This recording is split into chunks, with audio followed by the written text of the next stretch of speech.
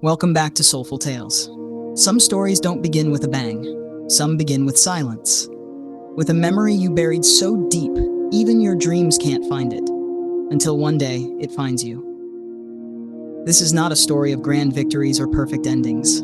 This is just the story of a person who ran from themselves for far too long. And what happened the day they stopped running? If you've ever felt like you were carrying something you couldn't name, if you've ever worn a smile that wasn't yours, then maybe, just maybe, this story was meant for you. Subscribe to Soulful Tales, click the like button if a line stays with you, and leave a comment telling us when you stopped running or when you realized you still were. Now come sit with me. Let's begin. I don't remember the exact day it started. Maybe it wasn't a day. Maybe it was a series of tiny moments stacked so quietly on top of each other that I didn't notice the weight until I couldn't stand up straight. What I do remember is this. At some point, I became very good at pretending I was okay. I became the person who made others laugh. The one who stayed up late to help a friend through a breakup. The one who had the answers. The one who had it together. No one ever asked how I was doing, and I never gave them a reason to. That was the role I had cast myself in. It gave me a strange kind of power, being invisible in plain sight. Because if no one looked too closely, they wouldn't see what I was carrying, and what I carried was grief. But not the loud crying on the floor kind. It was quiet grief. The kind that lives in your bones. The kind you inherit without even knowing. You see, I lost someone, but not in the way people think of loss. She didn't die. She just left. And for a long time, that felt worse. Because there was no funeral, no closure, no I'm sorry, just silence. I told myself I was fine. I told everyone I was fine. But grief doesn't listen to what you say. It listens to what you feel, and it keeps score. I learned how to carry it, how to smile while it pressed on my chest, how to laugh without letting it echo too loudly.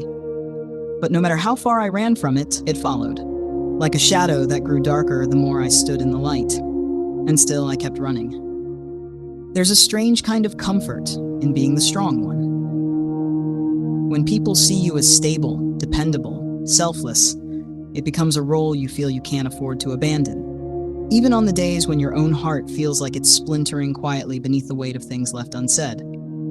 I learned to smile for others. Not the effortless kind of smile, but the rehearsed one. The kind that says I'm fine so convincingly no one even thinks to ask again. At work, I was productive. At home, I was helpful. With friends, I was funny. And on the inside, I was quietly unraveling. No one teaches you how to fall apart gracefully, so I learned how to do it in secret. I'd cry in the car, then dry my face in the rearview mirror before walking into a room. I'd scroll through messages I'd never send. I'd lie awake at 2 a.m., wondering why love felt like a room I could never fully enter. But during the day, I kept performing. Because if people needed me, maybe I mattered. If I could fix someone else, maybe I wouldn't feel so broken. And so I became the fixer. The one who always had time, even when I had nothing left to give. The one who asked, "How are you?"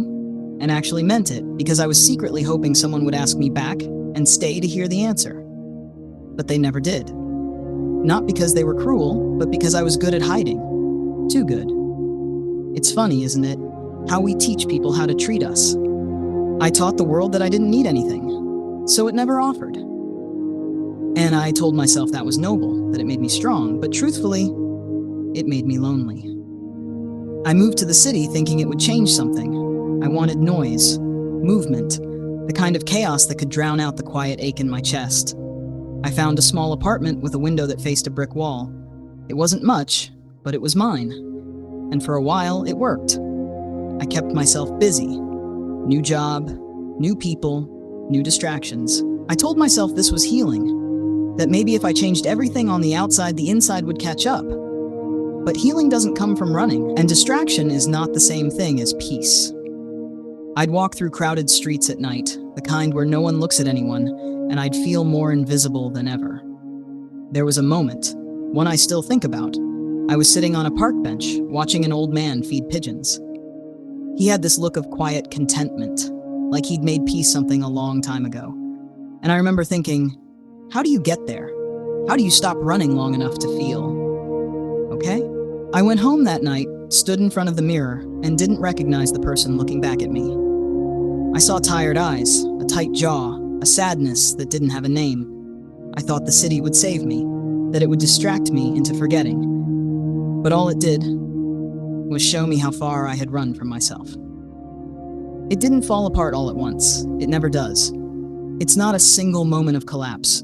It's a slow crumbling, 1,000 cracks forming in silence until one day, everything breaks. For me, it happened on an ordinary Tuesday. I was sitting in a meeting, someone was talking about quarterly projections, and suddenly, I couldn't hear anything. My vision blurred. My hands were shaking. My chest felt like it was caving in. I excused myself, walked to the bathroom, locked the stall, and just fell apart. Silent sobs. The kind that make your body fold in on itself. The kind you've held in for so long they taste like blood. No one knew. No one noticed.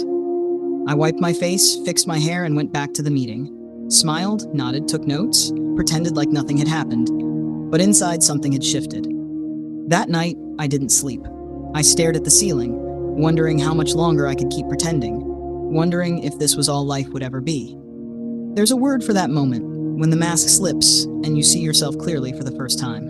It's terrifying, but it's also honest. And honesty, I've learned, is the first step to healing. But before I could begin to heal, I had to grieve. Not just what I had lost, but everything I had never let myself feel. I started writing letters I never planned to send, to the people who hurt me, to the people I hurt, to the versions of myself I abandoned along the way.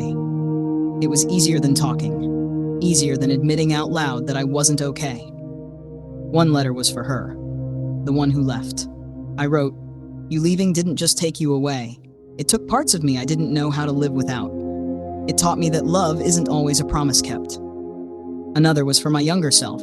"I'm sorry no one protected you. I'm sorry you had to grow up learning how to survive instead of how to feel safe. You deserved better. You still do." And one for a friend I never opened up to. "You always thought I had it together. I didn't. I just didn't know how to ask for help." These letters became a ritual. Every night, a new one. Sometimes short, sometimes pages long. They were messy, raw, unfiltered. But they were real. And slowly, word by word, I began to feel lighter. Because even if no one ever read them, I had finally told the truth. And the truth, no matter how painful, is a kind of freedom. The truth is, I had spent so long trying to outrun pain, I forgot that pain wasn't the enemy. It was the compass. The thing pointing me toward the places I needed to tend, to touch, to forgive. Grief taught me that love doesn't disappear, it just changes shape. Loneliness taught me how deeply I needed connection. Anger showed me where my boundaries had been crossed. And sadness was just my soul asking for gentleness. I stopped seeing emotions as problems to fix. I started treating them like visitors. Some stayed longer than others, some were loud, some were quiet, but all of them had something to say. So I began listening, really listening. On walks, in silence, in long, slow mornings with tea and no phone. I stopped filling every empty moment, and instead I let myself be in them. It was uncomfortable at first, but then it became sacred. Because in that quiet, I finally met the version of me I had been running from. And she wasn't broken. She wasn't weak. She was tired, Ave, and worthy of love exactly as she was. That truth changed everything, and it didn't come in a rushes, like light filtering through the cracks of a closed curtain, soft, persistent, and real. I went home, not just to the house where I grew up, but to the parts of myself I had abandoned. I stood in my childhood bedroom, the posters, the marks on the wall where furniture used to be, the closet that still smelled faintly of lavender, and I cried. Not because I was sad, but because I finally felt safe enough to feel everything I had been carrying for years. My mother made tea. She didn't ask questions, just sat beside me on the porch and passed me a mug. It was enough. Sometimes healing isn't loud. Sometimes it's a quiet afternoon, sunlight on your face, and someone beside you who doesn't need you to explain. I unpacked old boxes, found journals I had forgotten, pictures, notes, drawings. It was like meeting a younger version of me and saying, "I remember you now." And slowly, without realizing it, I stopped running. Because the thing I had feared the most, the stillness, wasn't empty. It was full of life, of grace. I started walking instead, at my own pace toward myself, and I haven't looked back. Somewhere along the way, you stop asking when the pain will end and start asking what it's trying to teach you. Maybe you're still in the middle of your own running. Maybe your feet are tired, but you don't know how to stop. Maybe the silence scares you. That's okay. This isn't a story with a perfect ending, but it's a real one. I still have hard days, but I don't run from them. I sit with them, I let them pass, and I keep walking. To anyone listening, if you're carrying something heavy, I hope you know you don't have to carry it alone. You are allowed to fall apart. You are allowed to ask for help. You are allowed to rest. And one day, maybe not today, but someday, you'll wake up and realize you're not running anymore. You're home. If this story found you, don't keep it to yourself. Subscribe to Soulful Tales. Click the like button so it finds someone else who needs it. And in the comments, tell us about the moment you began to slow down and started coming home to yourself. We're listening. Until next time, take care of your heart.